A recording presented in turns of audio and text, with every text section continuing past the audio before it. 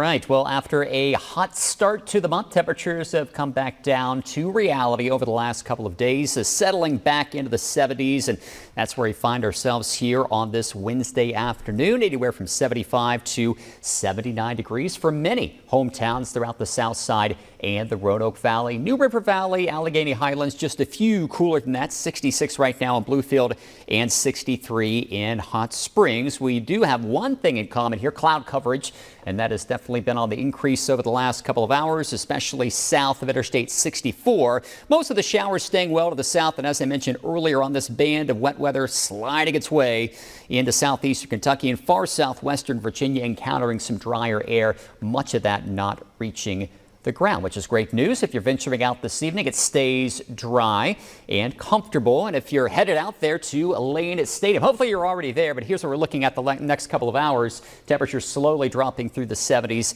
and back down into the 60s. And hey, later on tonight, we are definitely going to be feeling quite nice out there into the mid to upper 50s. That's what you're waking up to as you venture out the door tomorrow morning, with Phil down to 50 degrees, Covington down to 57, but the clouds will continue to thicken and give way to some showers and potentially a thunderstorm or two. We're not looking at widespread coverage, but a couple of areas do stand the chance to see some downpours, and we could still use some of that H2O. So there comes the next front sliding its way in, tapping into a little bit of that moisture, but by the time we go into Friday, the front's off to the east. Most of the moisture is moving away, so aside from a shower or two, we start to see some drier air make its move back into the area.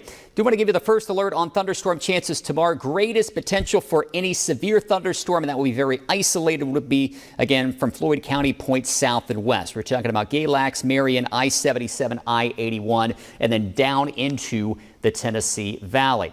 As we see the drier air move in later on Friday into Friday night, we'll start to see again some clearing skies, and that'll bode well for any graduation attendance here, with, of course, Liberty and Radford celebrating some of those, again, graduations here as we head our way into the weekend. So congrats to all the graduates. Here's your first alert 7-day forecast, and here's something to celebrate as well. Sunday is Mother's Day, and the weather's definitely going to give us a warm welcome with temperatures into the mid 70s. We will see some storminess making a return as we head into next week, especially as we work our way toward that Monday night to Tuesday night time frame. The potential there to see some locally or heavier rain is going to be a possibility, and a little bit down the road beyond that, there are some signals that we could see some warmer weather by mid to late next week, but we'll continue to keep a close watch on the potential for some storminess. But hey, at least here in the short term, we are in great shape. And guys, going to toss it back over to you. I appreciate that high octane energy that you've been sending our way. It looks like we're talking about some dry conditions here this evening, which is fantastic. All right, so take us home.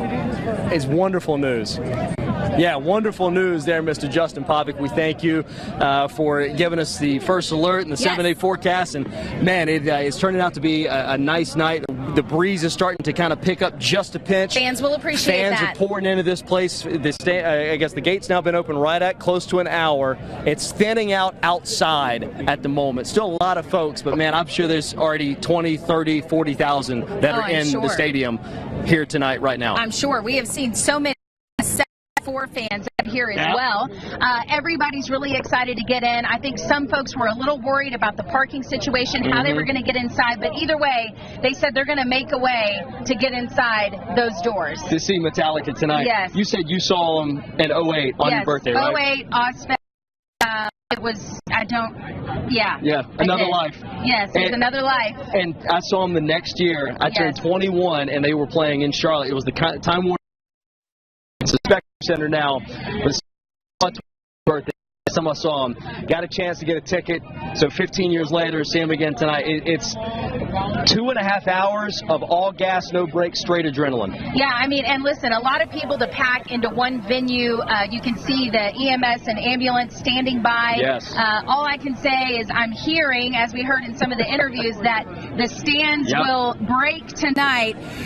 Thank you for watching the region's #1 newscast, WDBJ 7.